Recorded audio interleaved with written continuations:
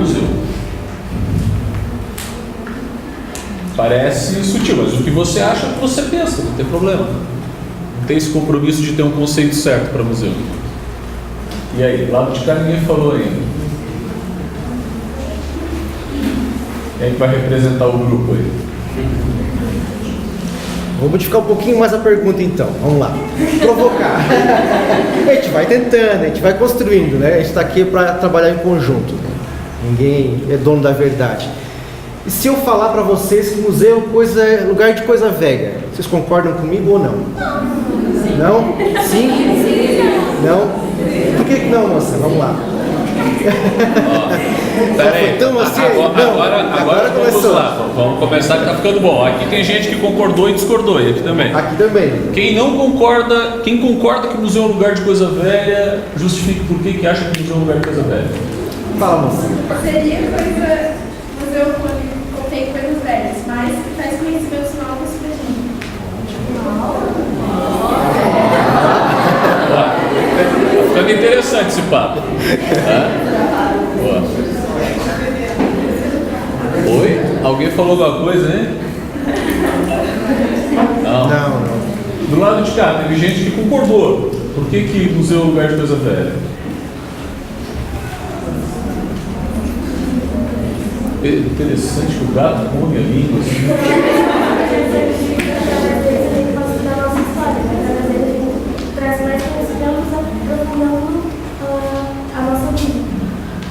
Tá, beleza. E quem disse aqui que não é um lugar de coisa velha? Por que não é um lugar de coisa velha? Ela estava escondida ali, ela falou não, enfática não, agora está quietinha. Mas também tem gente boa, né? O que vocês acham? Que opinião nós podemos levantar aí? Que não é um local de coisa velha? Oi. Ele também não é só de coisas velhas, ele tem coisas marcantes. E agora existem museus que abordam os assuntos com o tempo, podem lidar sobre coisas atuais. Pode existir museus sobre coisas atuais. Muito bem. Quem mais? Quem mais quer falar alguma coisa? A favor ou contra? É um lugar de coisa velha ou não é um lugar de coisa velha?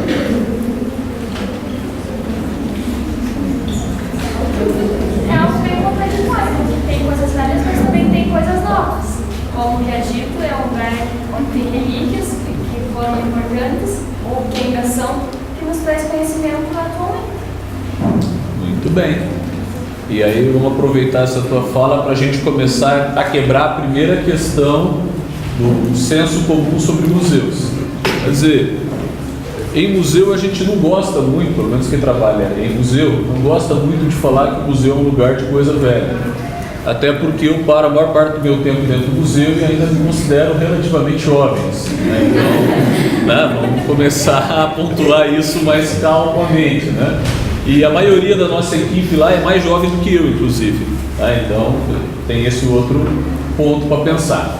Mas, no senso comum, ficou estabelecido que o museu é um lugar de coisa velha, porque geralmente a gente pega um objeto que não está mais em uso nas nossas casas, ou que foram usados pelos nossos avós, bisavós, e esse objeto vai, por uma determinada escolha, parar dentro de um museu, certo? E aí muitas vezes ele está sem uso, ele não tem muita utilidade, e ele também não está sendo lá muito bem conservado, depois a gente vai entrar nesses detalhes, e fica lá, pegando poeira, ou não está sendo cuidado, ele fica com uma cara mesmo de coisa velha, assim, tá? E aí a gente tem esse senso comum que o museu é um lugar de coisa velha. Na verdade, a gente poderia colocar que o museu é um lugar onde tem objetos antigos, ou objetos usados em outras épocas, tá? Ou ainda é um lugar em que a gente tem testemunhos materiais da memória. Porque, para que serve um objeto no museu? Certamente não é só para decorar a sala, né? Vou botar esse vaso mais aqui, mais ali, vou arrumar uma cortina assim que vai ficar mais bonito. Não é essa a lógica do museu, certo? O objeto que está dentro de uma exposição, ele tem uma função, ele tem uma tarefa a cumprir, ele tem um objetivo de estar ali, que como muitos de vocês citaram, Ele serve para nos lembrar memórias, para contar uma história, para explicar sobre um determinado tema. Perfeito? Então ele não está lá também, ou não deveria estar lá por acaso, assim, jogado de qualquer forma. Perfeito? Tranquilo até aí? Então tá bom. Então estamos mais ou menos em sintonia.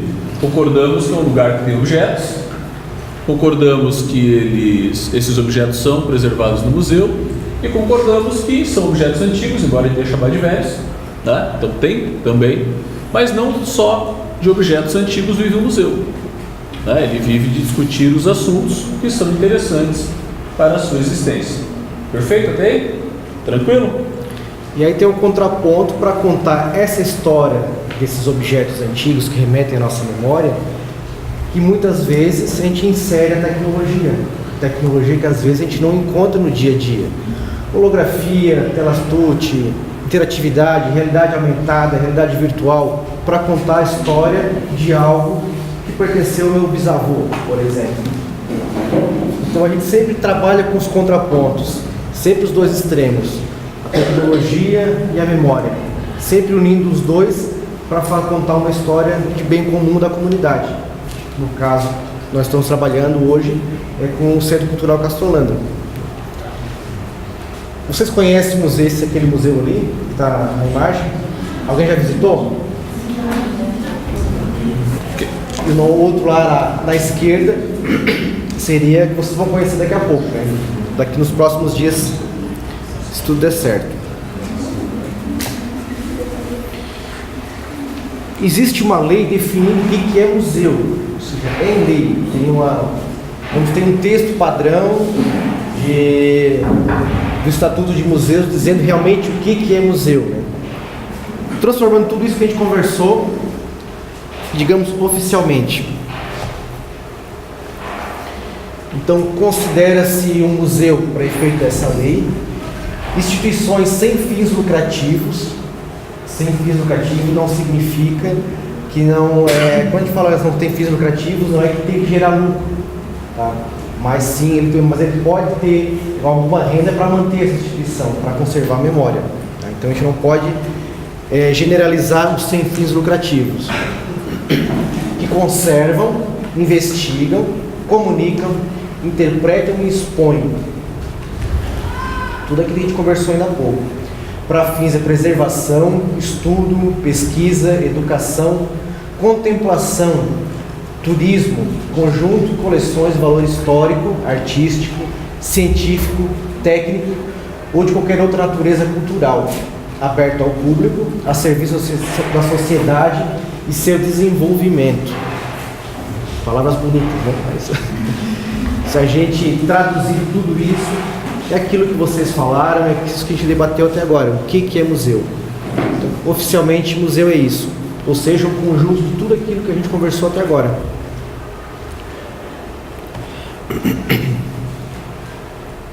Isso?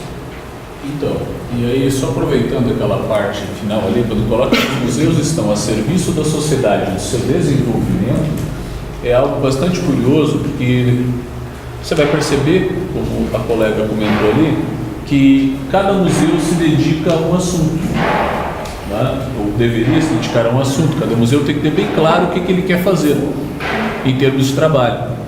Então, por exemplo, se nós olharmos aqui na cidade, nós temos um museu chamado Museu do Tropeiro, correto? Todos vocês já devem ter visitado ele, né? Quem não foi ainda, por favor, vá lá, vale a pena a visita também. Então, o Museu do Tropeiro ele é dedicado a um tema específico que é o tropeirismo, e em especial ao tropeirismo de Muares, que marcou a rota, né, dos Pampas sulinos no Rio Grande do Sul até Sorocaba, nas feiras em que se vendia. E, por incrível que pareça, o rebanho que mais passava por aqui tinha gado, né, mas principalmente mula, que era usado como transporte na época que não existia caminhão nem trem no Brasil. Perfeito? Elas eram o principal meio de transporte de carga do país. E Castro estava na rota em que essas mulas que eram criadas no sul do país eram levadas até São Paulo e de lá para Rio e Minas Gerais. Ok? Tranquilo?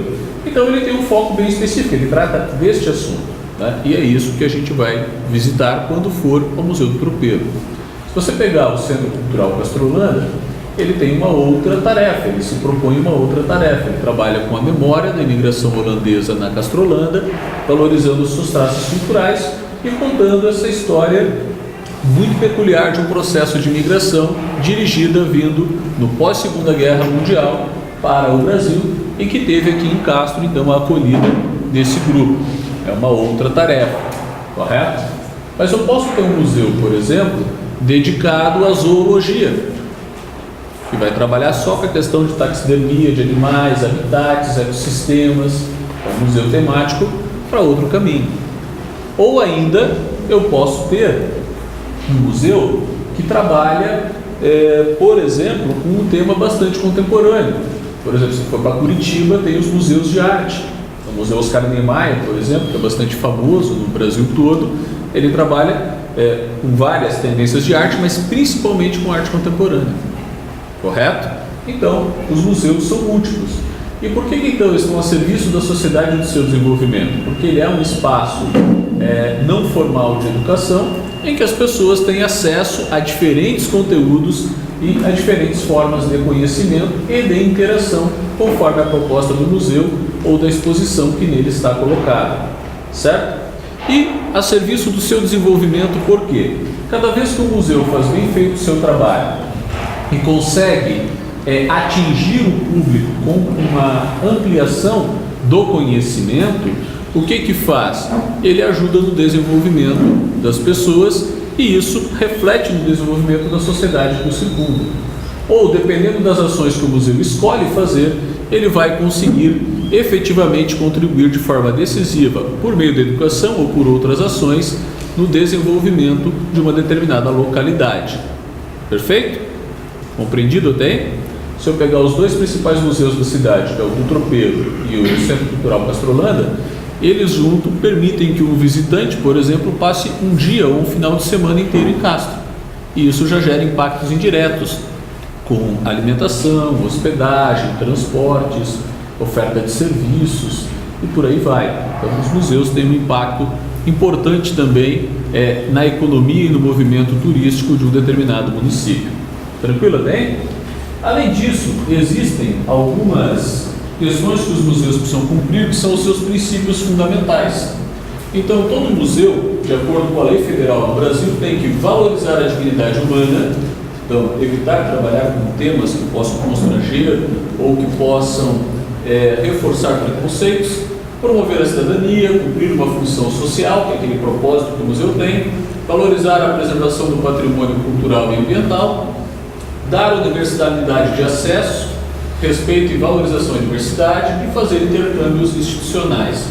E é interessante essa coisa da universalidade do acesso, que cada vez mais o Ministério da Cultura cobra, e com razão, que os museus possam se adaptar às questões que envolvem a acessibilidade universal.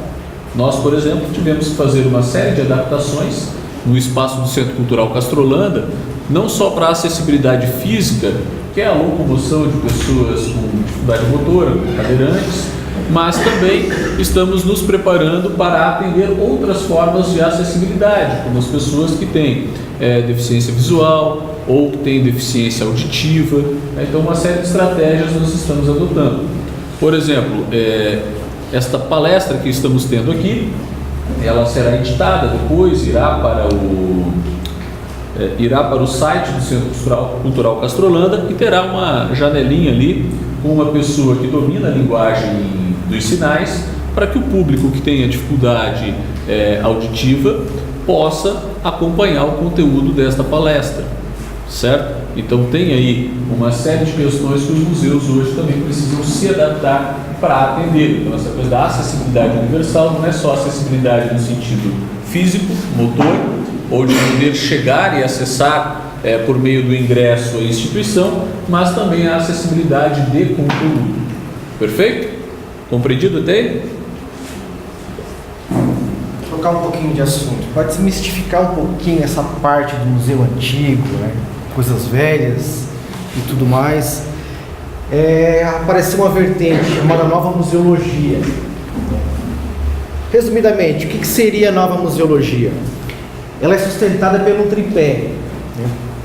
O tripé de sustentação dela seria a pesquisa.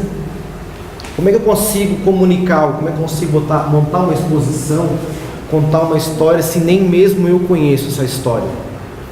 Então, antes de tudo, eu tenho que ter pesquisa, eu tenho que saber o assunto que eu estou tratando naquele museu, naquela instituição, naquele objeto, para depois eu conseguir contar essa história, aprofundar um pouco mais a minha pesquisa, para eu conseguir ter uma boa comunicação e transmitir essa informação para todos os visitantes, certo? Salvaguarda. O que seria salvaguarda? Alguém tem noção do que seria salvaguarda? Não? Nunca ouviram falar em salvaguarda? Já ouviu falar a palavra resgate? Vou resgatar? E resgata é bombeiro. Quem resgata é bombeiro, correto. Mas, enfim, fazendo contraponto, seria mais ou menos salvaguardar, seria cuidar de um objeto, de um acervo, de uma história, para perpetuar ela por várias gerações. Eu conservando um acervo, eu pesquisando, eu tenho a salvaguarda dela, ou seja, eu tenho pleno conhecimento dessa informação, seja ela através de um objeto, seja ela através de uma história ou de um documento, para mim conservar essa história por mais gerações. Comunicação. Quando a gente fala em comunicação dentro de museus, né, daqui a pouco a gente vai discutir um pouco mais sobre isso, não seria só a parte textual, não seria só as mídias sociais, não seria o jornal, seria tudo aquilo visual ao público. Uma exposição, um objeto, uma história contada, tudo isso é comunicação. Ou seja, a forma que eu, instituição museológica, faço diálogo com vocês, com o visitante. Seja através do banner, seja através do vídeo, seja através de uma palestra, enfim, tudo isso é comunicação. Detalhando um pouco mais de pesquisa. A gente fica horas a fio no Centro Cultural Castrolanda pesquisando, estudando. Para quê? Para a gente ter conhecimento pleno daquilo que a gente vai informar para o nosso público. Sem esse conhecimento, eu também não consigo fazer a salvaguarda, eu não consigo cuidar de algo que eu nem conheço. Então, pesquisa a gente usa muito. O que é interessante na pesquisa é que é um trabalho demorado e que nunca aparece. Muitas vezes, quando a gente vai argumentar que tem que ter lá 2 pesquisadores, 3 na equipe, todo mundo quer cortar esse pessoal do orçamento. Para que tanta gente para fazer pesquisa, né? Por quê? Porque diferente, por exemplo, de uma exposição que você vai chegar lá no museu, ela está pronta e tem um monitor recebendo o grupo e conversando sobre o assunto, o pesquisador está lá na sala de pesquisa, está lá no arquivo do museu, está lá no laboratório de conservação estudando os objetos. Quer dizer, ele está num trabalho de bastidor que na verdade é fundamental para qualquer museu. Porque se eu não tenho um conhecimento aprofundado do tema que o museu se dedica a apresentar, eu não tenho como ter uma qualidade de comunicação, eu não tenho como ter qualidade na montagem do conteúdo da exposição, eu não tenho como fazer uma boa ação educativa, eu não tenho como fazer uma boa monitoria. Quer dizer, sem uma boa atividade de pesquisa, o museu não existe. Ou, se existe, não cumpre a sua função social, que é a promoção do conhecimento e do desenvolvimento social. Perfeito? Então, os pesquisadores em museus têm um trabalho fundamental, né? Nós temos a Samara, que trabalha lá no Centro Cultural Castrolanda, historiadora, já formada, pós-graduação, e fica praticamente 80% do tempo dela dedicado à atividade de pesquisa. Depois, ela também atua, né, em intersecção com outros setores que ela precisa dialogar para poder fazer o trabalho dela. Só para você ter uma ideia, no Centro Cultural Castrolanda tem aproximadamente 5.000 fotografias de vários aspectos da colonização. E é tarefa da Samara, junto com uma equipe de voluntários, identificar todas elas, descrever o conteúdo de todas elas e criar um sistema de classificação para que as pessoas no futuro possam ir lá e pesquisar essas fotografias se assim desejarem. Né? Então, só isso é trabalho em 5 anos, por exemplo. Perfeito? E cada vez que tem uma exposição, a Samara é a pessoa que está na linha de frente coletando todas as informações, lendo os livros relativos àquele conteúdo, identificando o acervo relativo àquilo para que a exposição possa acontecer. Então, sem pesquisa, definitivamente não existe um museu de qualidade. Ok? Alguém de vocês pretende cursar História? Nenhum ali. uma, duas, três, tem bastante gente de história. Então, vocês futuramente são peças-chave, né, para essas instituições. Sem essa base de informações fornecida por vocês, no caso, futuros historiadores, a gente não tem toda essa base de conhecimento para montar uma boa instituição, para trabalhar um acervo, para contar uma história, né? Lembra aquilo que eu falei no começo, a gente não consegue contar algo que a gente não conhece. E para conhecer, entre os historiadores, né? Eles são fundamentais nessa instituição, em todas, né? Não só nessa. Mais um trabalho de bastidor dentro da museologia, né? Dentro do Centro Cultural, que seria a salvaguarda. Essas fotos que vocês estão vendo aqui, praticamente ninguém tem acesso, a não ser os próprios técnicos no dia que está a instituição fechada, e mesmo assim com muito controle de microclima, de pragas, insetos e tudo mais. Isso são locais controlados para manter esse acervo. Não adianta a gente saber do que se trata com a pesquisa e não conseguir salvaguardar, ou seja, conservar o nosso acervo.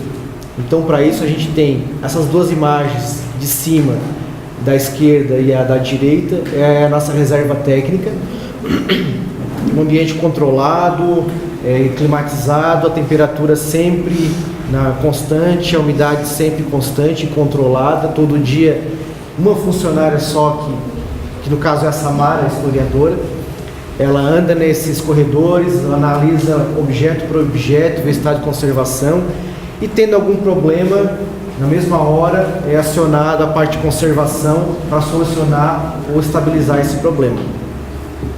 Ou seja, a salvaguarda é mais um trabalho de bastidor que o público não consegue ver, não consegue enxergar esse trabalho feito.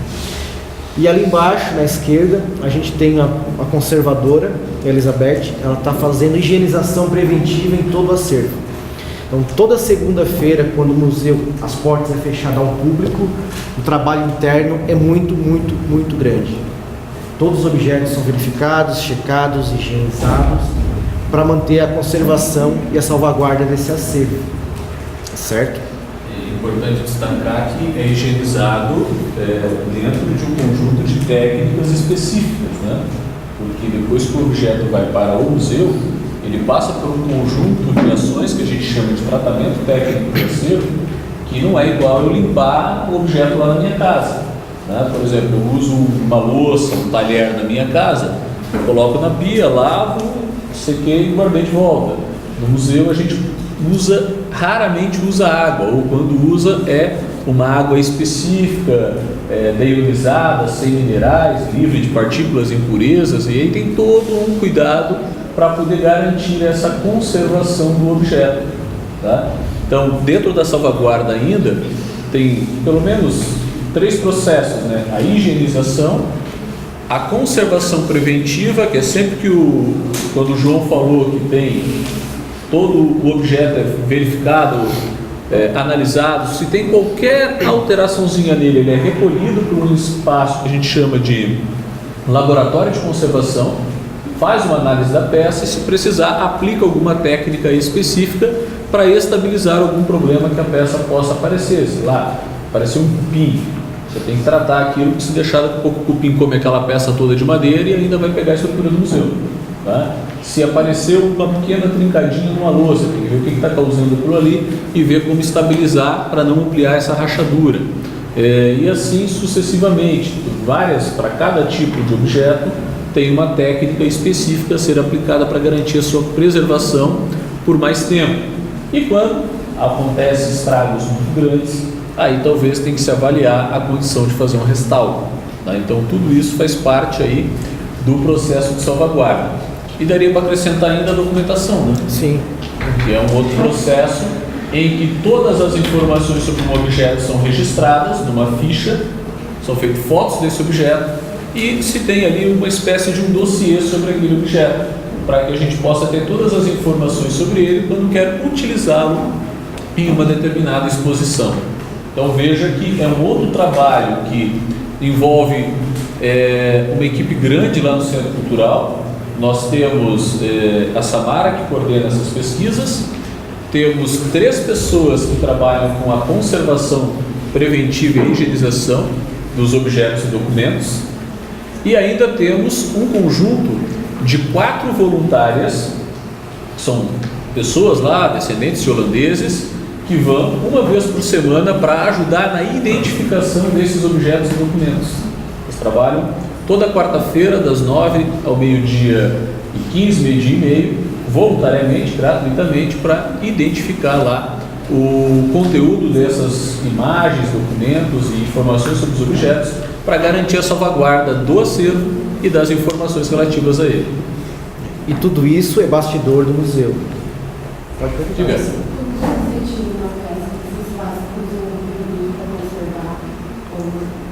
Cada objeto, cada tipologia, se é madeira, se é metal, vidro, porcelana, enfim, depende do tipo de objeto, é uma técnica aplicada. Madeira é diferente de metal, por exemplo, assim por diante. Então, quando a gente vai no museu e diz para não toque nos objetos, não toque nos objetos, não toque nos objetos, não é porque vai encostar e vai cair e quebrar. Cara, isso pode ocorrer. Mas principalmente na conservação desse objeto. Não sei se vocês sabem, mas a nossa mão, né, até é um tipo que tem alguns produtos na nossa mão, né, digamos, algumas graxas, ácidos e tudo mais, ácido úrico do nosso suor. Cada vez que eu toco em metal, por exemplo, digamos que é mais visível, a nossa digital fica ali, e com o tempo, se a gente não fizer essa higienização, digamos, toda segunda-feira, como a gente falou para vocês, ela vai começar a se oxidar, começar a enferrujar isso. Então, dependendo do acervo, a gente aplica uma técnica para conservar cada vez mais, prolongar a vida útil desse acervo. Então, de acordo com a tipologia, a gente aplica uma técnica específica. Também de acordo com o grau de conservação desse acervo. Então, seria isso. Então, tudo isso é bastidor do museu, algo que vocês ainda não conseguem enxergar como visitante. Todo esse preparativo para chegar na comunicação. Tudo isso que a gente alugou até agora é o bastidor do museu. A comunicação é algo visível ao nosso visitante, porque vocês vão visualizar na exposição, que seria a comunicação. Como eu falei, comunicação não é só o jornal, não é só a rádio, não é televisão, mídias sociais. A exposição que vocês estão vendo aqui, nessas imagens, e daqui a pouco vocês vão ver pessoalmente, é a comunicação do museu. Todo esse preparativo, a conservação, pesquisa, tudo isso para a gente ter uma boa comunicação, certo?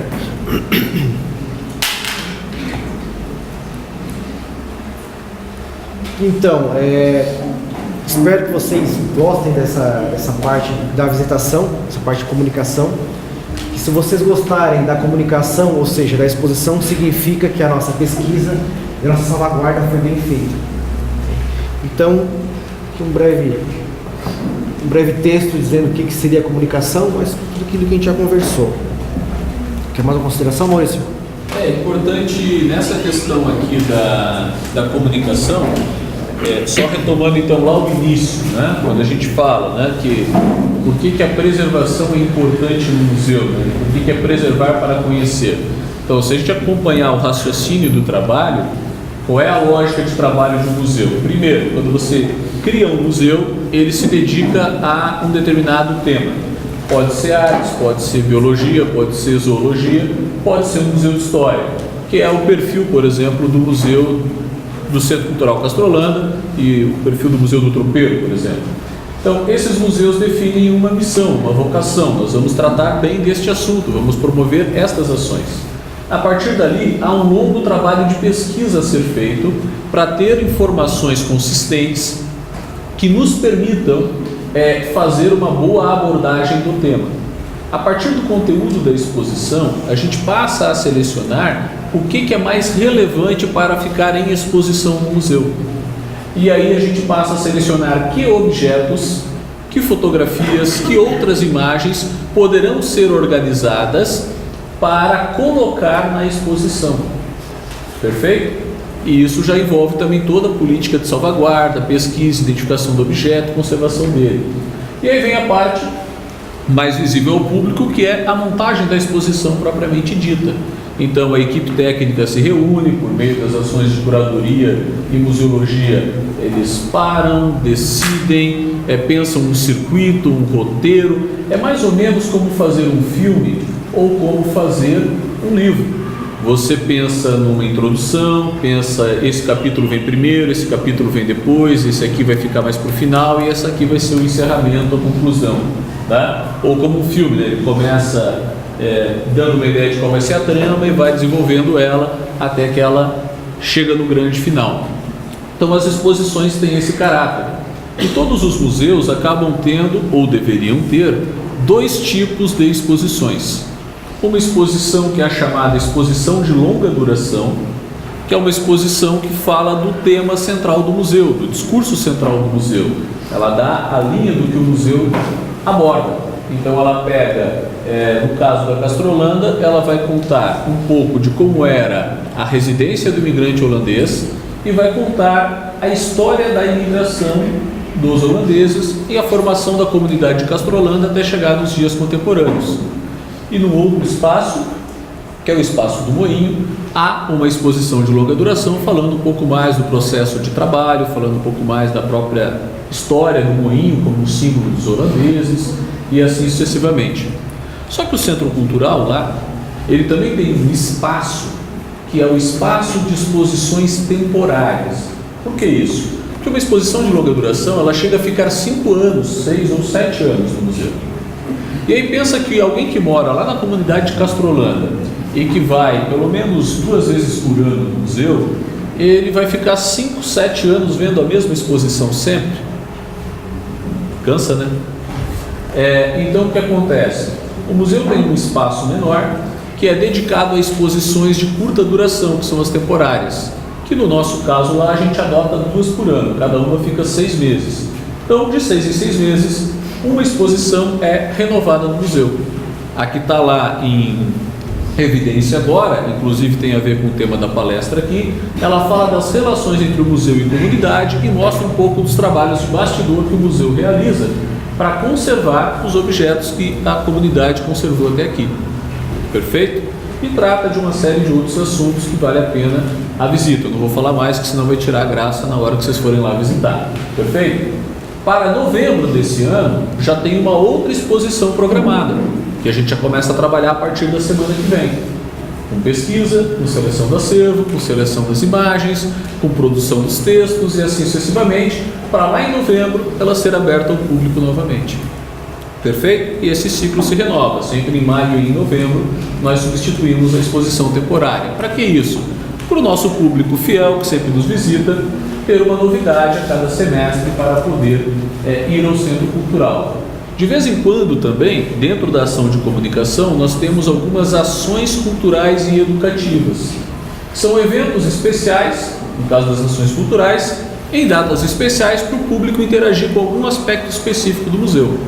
Por exemplo, no dia 12 de outubro, depois veio o convite, mas já vou adiantar agora, vai ter uma ação cultural envolvendo os brinquedos dos imigrantes.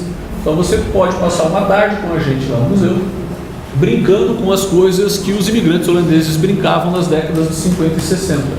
Você vai ver um monte de coisa lá, interessante, bacana, vai ver os avós e os netos brincando lá e vai poder interagir e brincar junto lá com os nossos monitores e com as pessoas da comunidade. Então é uma outra forma de também trabalhar a comunicação. E as ações educativas, a gente está estruturando, recentemente no Centro Cultural, um espaço educativo em que até o final do ano, no máximo começo do ano que vem, estará montado um setor só para atender as escolas com atividades específicas para grupos escolares. Hoje, se você for com um grupo agendado no Centro Cultural Castrolanda, você vai ter à sua disposição a atividade de monitoria. Um profissional do Centro Cultural, no setor de monitoria, nós temos uma pessoa que é a referência no setor, que é a Raquel, mas tem mais 4, 5 pessoas que também se engajam nesse serviço. E essas pessoas, sempre que um grupo chega, ela dá as boas-vindas, fala o que é o Centro Cultural e acompanha o grupo por todo o circuito de exposição. Perfeito? Entretanto, a partir do ano que vem, quando você agendar uma escola, você pode só fazer a monitoria ou você vai poder participar de alguma atividade extra a mais sobre algum aspecto de um tema do museu, que é o que a gente chama de ação educativa em museus. Então está sendo contratada uma pedagoga agora para o Centro Cultural e ela vai nos auxiliar com o seu conhecimento de pedagogia para poder montar atividades lúdicas e interessantes para públicos dos mais diferentes níveis e idades, para que essas atividades deem ainda mais um serviço que o museu ofereça e que ajude as pessoas a se comunicarem com o museu e fixar os conteúdos e a trabalhar coisas ainda mais legais dentro dos museus. Perfeito? Entendido isso? Então é isso que a preservação faz. Ela registra, conserva, organiza a informação para difundi-la e fazer com que as pessoas a conheçam. Abre para perguntas? Abre para perguntas. Tem os nossos contatos, né? Depois, quem quiser entrar no Facebook, no próprio site tem mais informações, mais alguns detalhes, algumas curiosidades, algumas coisas pontuais. A gente sempre divulga nossas mídias sociais no nosso site. Então, gente, eu queria conversar um pouco com vocês. Tem alguma dúvida, algum esclarecimento, algum ponto que vocês querem abordar com a gente? De repente, alguma profissão futura que vocês estão pensando, como historiadores, enfim, alguns professores, pedagogos que querem... Oi, então. O Centro Cultural contempla, dentro do seu histórico, o processo de quando os imigrantes chegaram e a relação com a população local, tem um histórico a respeito disso. Um histórico específico assim, não, tá? Mas isso possivelmente vai ser tema de uma exposição temporária. Na exposição de longa duração, foi abordado um pouco da trajetória histórica da comunidade, tá? Mas há no começo da exposição uma apresentação do porquê que Castro foi o local escolhido pelos imigrantes para se fixarem, tá? Aí isso está contemplado. Mas se eu entendi a sua pergunta, você quer saber uma relação mesmo, bom, como é que a colônia se relacionou com a cidade, né? Processo de troca cultural. Não, isso não chegou a ser contemplado nessa exposição de longa duração, mas é um tema para ser abordado numa temporária, né? Que realmente é bastante rico e deve ser contemplado, tá? Só não sei te dizer a data ainda que vai ser, mas está lá nas listas de temas para ser abordado. Perfeito. Mais algum questionamento? Eu que cheguei agora na terceira aula, eu queria só saber, sempre tem um guia lá quando vai turista para que a gente leve, tem guia para... Sempre tem. Nós temos uma equipe de monitores que trabalha por escala, né? Então, nos dias que o museu está aberto, que é sexta, sábado e domingo e aos feriados, sempre tem pelo menos uma pessoa no museu, uma pessoa no moinho, no memorial, para atender, orientar e é uma opção do visitante. O atendente sempre diz: você quer acompanhamento do monitor? Aí se ele disser, eu quero, aí vai. Se o visitante opta por fazer sozinho, não, eu gosto de fazer a visitação por minha conta, então ele pode fazer a visitação por conta dele. Quando você agenda um grupo, aí sim, o monitor sempre acompanha, né? Mas no final de semana é opcional a monitoria, né? O senhor tem uma pergunta? Tem. Para o museólogo, o que são objetos valiosos? Objetos valiosos que estão em valor venal? Valor Ou histórico? venal, Ou histórico? O que vocês olham mais? Histórico. Histórico. O valor venal dele em venda em comércio para a gente não significa nada, mas sim a memória que ele traz através daquele objeto. Por exemplo, para nós, a questão de instituição museológica, vale mais uma louça ou um artefato de trabalho do que uma moeda de ouro. É que depende. Opa, desculpa. Sim, aí o Centro Cultural Castrolanda, todos os museus na verdade devem ter isso, né? O Museu do Tropeiro também está estruturando isso. Existe o que a gente chama de política de acervos da instituição. Então, por exemplo, o Centro Cultural ele tem uma política de acervos definida de qual tipo de objeto interessa para a instituição. Então, se alguém tem interesse em doar algum objeto do Centro Cultural Castrolanda, ele tem que fazer contato com o Centro Cultural, aí vai dizer que objeto é e por que razão quer doar, aí um funcionário da instituição vai entrar em contato, vai obter todas as informações sobre o objeto, e esse objeto vai passar pela análise da comissão de acervos. Então tem um grupo de 7 pessoas que se reúne periodicamente, e esse grupo, por exemplo, vai, diante das informações sobre o objeto e dentro dos critérios estabelecidos pela instituição, vai avaliar se aceita ou não a doação. Por exemplo, uma das questões é que o objeto tem a ver com a memória da imigração holandesa. Se não tiver relação, ele já não entra, porque não tem a ver com o tema do museu. Ele tem que estar com um bom estado de conservação, porque por mais interessante que um objeto possa ser, eu não posso pegar um objeto já comprometido por cupim ou muito danificado por ferrugem, que eu não tenha como reverter esse processo, e daqui a pouco ele pode contaminar outros objetos do acervo, tá? Então, o histórico do objeto, ele também tem que ter alguma relação com o tema do museu. Então, cada museu estabelece os seus critérios, né? Ao todo lá, se não me falha a memória, são 7 critérios, 6 ou 7 critérios estabelecidos, e se o objeto passar por todos eles, né, a comissão então dá o ok, aceita a doação, aí é feita a formalização da doação, o objeto vai para o museu, o doador assina um termo de doação passando os direitos de propriedade do objeto para o centro cultural, esse objeto vai passar pelo tratamento técnico, e no momento em que for oportuno, que uma exposição que esteja em elaboração tenha a ver com esse objeto, então ele é incluído em uma das exposições, né? Caso ele não seja imediatamente incluído em nenhuma exposição, ele vai para a reserva técnica, onde ele fica em condições ideais de conservação e manutenção, até que ele venha a ser utilizado, né? Então tem esse processo. E só voltando na pergunta do Gilberto, né?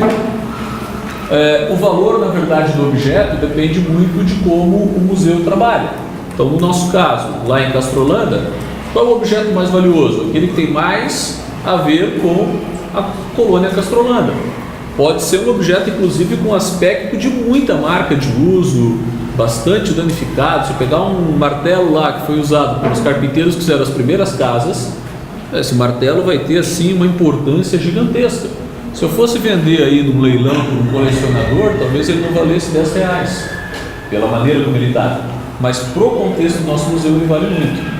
Agora, óbvio que um objeto que tem um apelo comercial grande para colecionador, ele pode ser interessante se tem a ver com o tema do museu? Muito. Só que é uma dor de cabeça para o museu também, porque o cuidado com a segurança em cima desse acervo é muito maior. Por exemplo, museus que têm coleções de armas, né? Colecionador de arma é uma coisa absurda, assim. Os caras fazem coisa do arco da velha para conseguir ter uma determinada arma que eles queiram, né? E usam, vamos usar uma palavra bonita aqui, né? Usam muitas vezes de métodos ilícitos para conseguir obter o objeto que eles querem ter na sua coleção. Então, para o museu é um trabalho bastante grande quando ele tem coleção de armas para conservar esse acervo em segurança. Então, é um outro exemplo, por exemplo, né? Então, tudo depende. Ainda bem que tem vocês não correm esse perigo. Não corre esse perigo, não tem nenhuma arma lá em exposição, nem no acervo tem arma, né? Então é um perigo a menos, esse perigo não se corre, né?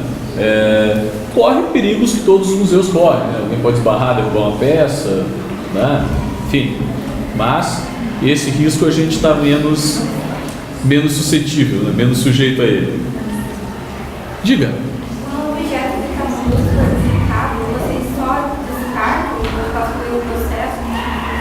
Depende do nível de estrago desse objeto. Por exemplo, se o visitante esbarrou na porcelana e caiu no chão, no prato, e virou em pedaços, não tem mais como recuperar esse acervo. Então ele é todo feito uma parte documental de baixa desse acervo, explicando por que ele foi descartado, o que ocorreu com ele e por que ele foi retirado do acervo. Vamos supor que seja algo um pouco menor. A gente tem um objeto de madeira e pegou um cupim, uma parte, comprometeu um pedaço pequeno do pé, por exemplo. A gente substitui aquele pé, fizemos um restauro, mas não criando um falso histórico, isso é importante dizer. Não adianta eu fazer a imitação daquilo que era antigo, eu tenho que deixar característico do visitante que aquilo foi uma intervenção em cima do acervo nos dias de hoje. Então, geralmente, quando isso ocorre, a nossa maneira de trabalhar é desta forma. Tá? Existem outras maneiras, mas o que a gente acredita mais que é mais consistente essa forma de trabalho. A gente deixa para o visitante característico que aquilo foi uma intervenção feita agora. A gente não constrói algo parecendo que é antigo.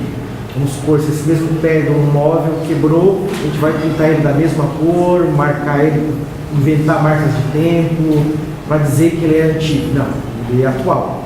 Ele é de outra cor, ele é trabalhar outro tipo de madeira, mas para deixar bem característico que não é um falso histórico, não estamos criando, mas é uma intervenção feita.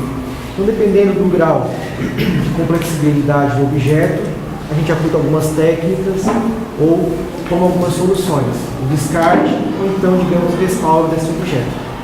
E quando, por exemplo, uma pessoa vai visitar e ela acaba de ela tem que pagar alguma taxa, porque normalmente a gente vai mostrar isso falando, uma raça, Olha, por enquanto não ocorreu isso. Não tem nada previsto de pagar um valor e deixar cair alguma coisa no chão. Mas nossos monitores são bem treinados e a capacidade técnica do nosso corpo técnico é bem grande para isso que isso não ocorra. Mas, se porventura isso ocorrer, cada caso é um caso. Mas o cuidado é importante. Essa orientação de não tocar nas peças. Para evitar. Não andar com a mochila, né? Vira para cá, esbarrou, caiu alguma coisa, esse tipo de coisa. Né? Mascando chiclete, daí tira e coloca embaixo da mesa. Não, vocês riem. O que a gente encontra de chiclete dentro de vaso em museu é impressionante, tá? Isso quando não tem o papelzinho de bala embaixo de um acervo, por exemplo. Tem de tudo, assim. Né? Acontece coisas inimagináveis. Ou, por exemplo, se tem um objeto lá de metal que foi trabalhado, higienizado, ficou mais linda. Daqui a pouco acabou a visita do grupo, tu vai lá, dá para identificar o sujeito pelas digitais que ficaram no objeto. Ele não se aguentou, Soraya, deixa eu agarrar aqui para ver se é bom mesmo. Né? Então isso acontece. E aí quanto mais você toca no objeto, maior o risco de eventualmente cair uma peça de vidro, danificar, cair uma peça de madeira e se partir. Você tem esses problemas. Às vezes dá para reverter, como o João falou, e às vezes não dá, né? E cada objeto desses que você perde, é complicado inclusive estabelecer uma taxa, por exemplo, vou cobrar R$100 porque a pessoa quebrou. Mas talvez você tenha quebrado o último exemplar daquele ali. Não tem valor isso, né? Porque você não vai ter mais como achar outro igual para colocar. Não é, sei lá, como eu tenho lá, eu estou num restaurante, eventualmente eu deixei cair a taça, quebrou, eu vou lá por 20 pila, compro outra, boto no lugar, desculpa aí, né? Foi mal e tudo bem, né? Não, dependendo do que quebrou ali, não tem mais equivalente para você achar e repor no lugar. Né? Então, por isso, todo esse cuidado, não tocar na peça, não andar com acessórios dentro do museu para evitar de estar esbarrando, essa coisa toda. Não mascar chiclete, não levar salgadinho. Não levar salgadinho, não levar comida, não levar bebida para a área de exposições, por conta dessas questões aí. Sim. O Centro Cultural, enquanto instituição, ele tem alguma influência na preservação dos locais de memória do município onde ele está inserido? Dentro da Castrolanda, sim, né? E aos pouquinhos ele está começando a fazer uma interação com outras instituições. Então, por exemplo, a missão principal do museu é trabalhar com a memória da colônia Castrolanda. Então, inicialmente, esse trabalho começou e está tendo um sucesso bastante grande. E aí, dentro dessa estrutura do Centro Cultural, ele trabalha com outros elementos culturais da comunidade, como o grupo folclórico, o coral dos fazendeiros, a fanfarra da escola evangélica. Então ele tem algumas ações e outras ações culturais, como a festa em homenagem ao rei. E tem vários elementos tradicionais da comunidade do Centro Cultural ajuda na organização dos eventos, ou promove os eventos, ou estimula para que determinadas tradições e valores culturais se mantenham. Aí mais dentro da própria colônia. Isso, mais dentro da própria colônia. Agora, mais recentemente, tem começado um diálogo com outros espaços de memória, porque obviamente se o município de uma maneira geral tiver equipamentos culturais e turísticos bem conservados e bem preparados para atender o público não só da cidade, mas turista da região e de outros lugares, também beneficia as ações do Centro Cultural. Então gradativamente começa a ter um diálogo mais próximo, por exemplo, com o Museu do Tropeiro, em muitos aspectos. Por exemplo, de alguma forma, o fato de nós abrirmos aos finais de semana e de que as pessoas que vêm ao final de semana visitar o Centro Cultural Castrolanda também querem ver os outros museus de Castro, fez com que a Prefeitura adotasse a prática de abrir o Museu do Tropeiro aos finais de semana. Demorou para eles se convencerem que era necessário e foi um grande avanço. Então, são trabalhos de mútua influência que o Centro Cultural acaba fazendo, Óbvio que à medida que isso avança, você começa a pensar, bom, mas além dos dois museus, o que mais Castro pode melhorar para atender um público visitante? Então, digamos que não é uma coisa que dependa só do Centro Cultural, mas o posicionamento dele, a maneira como ele age, ajuda indiretamente a que outras coisas possam ser melhoradas nessa questão. E particularmente eu acredito que vocês vão ter uma influência grande naquilo que talvez a gente não consiga. Talvez vocês consigam mais efetivamente, porque a nossa briga é tão intensa na preservação dos lugares de memória e a gente percebe assim que não é uma tarefa fácil. Mas o fato de abrir o museu de semana já foi um avanço que veio através de vocês. Daí as minhas perguntas. Perfeito. Quer falar um pouquinho? Isso que a senhora falou, o trabalho nosso já está despertando outras instituições a conversar com a gente. Nós temos no Brasil a Associação Cultural Brasil-Holanda. Ela tem a sede em Canuí e ela organiza toda a cultura holandesa das 6 colônias no Brasil.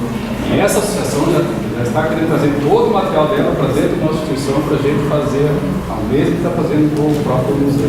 Então ela já viu o nosso trabalho, já está escutando e dessa forma ela quer trazer todo o material da história da cultura holandesa para dentro da nossa instituição. Como está despertando o nosso trabalho, está despertando olhares de outras instituições também. Essa parte técnica de conservação. Mais algum questionamento? Opa, faça! Essa instituição do museu, e quem é? Tipo, da colônia Castrolanda, do município? Então, nós temos lá uma associação, que é a Associação de Moradores de Castrolanda, que ela é a mantenedora da instituição.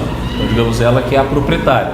Então, por isso aquela questão de que é sem fins lucrativos, quer dizer, é uma associação da comunidade que, para marcar os 50 anos da colonização, resolveu criar um memorial, que foi a primeira ação, que foi o prédio do Moinho. E a partir dali montou uma primeira exposição falando da imigração. E gradativamente os trabalhos foram se tornando mais volumosos até chegar na construção do prédio do museu.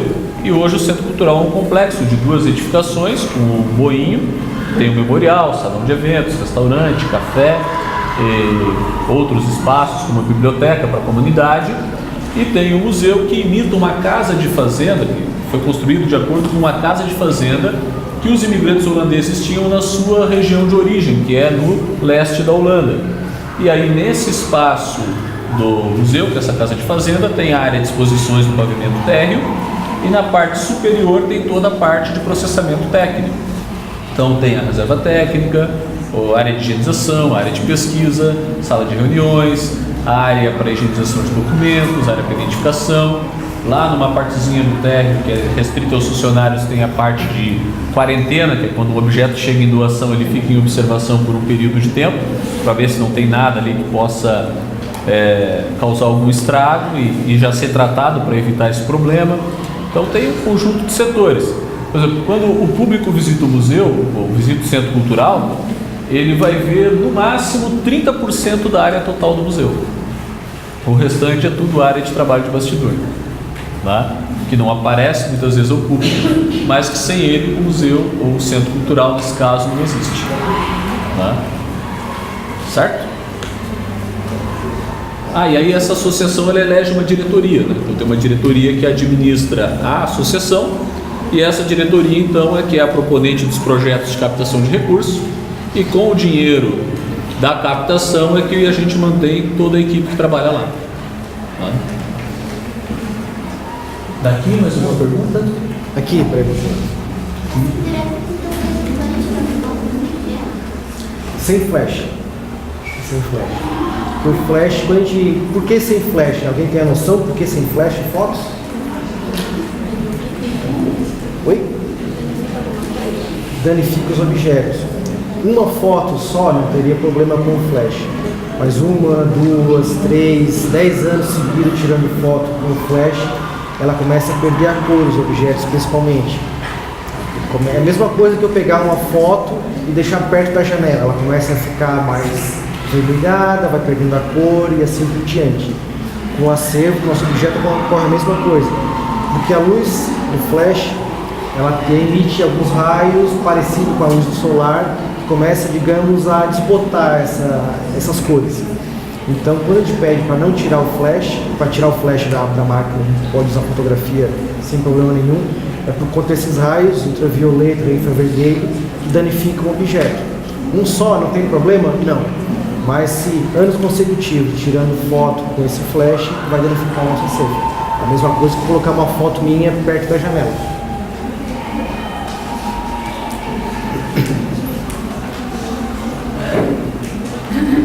Perfeito? Mais alguma dúvida? Aproveitem, daqui a pouco a gente vai embora. Pergunte agora ou espere até a visita. Tá. Mas se tiver mais alguma dúvida na visitação, né, vendo na prática tudo isso que a gente conversou, a gente está aberto a diálogo para vocês. Se o grupo escolar que estiver lá, enfim, a turma, quiser tirar mais algum esclarecimento, a gente está à disposição de vocês também, tá bom? E só lembrando uma coisa importante, tá? Bom, como falamos no começo da palestra, vocês são nossos convidados para organizar uma visita destas turmas ao Centro Cultural, correto? Então, neste dia, o professor ou a direção agenda lá com o Centro Cultural, se identifica, é a turma de formação docente lá do Vespasiano, participou da palestra, que é gratuita, a gente já combinou isso também para vocês, e vocês têm a opção, por ser um grupo, pode ser feita a visitação de terça a sexta, então você não precisa esperar sexta, sábado e domingo à tarde para fazer a visita. Quando é grupos escolares, nós atendemos também durante a semana em horário comercial com agendamento prévio. Então, por exemplo, poxa, a gente gostaria muito de ir daqui 2 semanas. Vamos programar lá uma quarta ou uma quinta de manhã para visitar o Centro Cultural. Não há problema nenhum, só agenda com antecedência, porque a gente já prepara a pessoa que vai recebê-los, né, já monta a escala da monitoria, para a pessoa que é responsável pela monitoria estar lá para recebê-los e atendê-los, né, com toda a atenção que vocês merecem. Porque se o grupo chega fora do horário normal de abertura do museu sem avisar, a gente não tem como atender. Porém, se ele está agendado, aí já tem uma pessoa lá com a escala de trabalho programada para recebê-los e ficar com vocês o tempo que for necessário para fazer um atendimento adequado. Perfeito? Tranquilo? Então é só a escola agendar que vocês podem ir lá nos visitar e vai ser um prazer receber a todos vocês lá no Centro Cultural.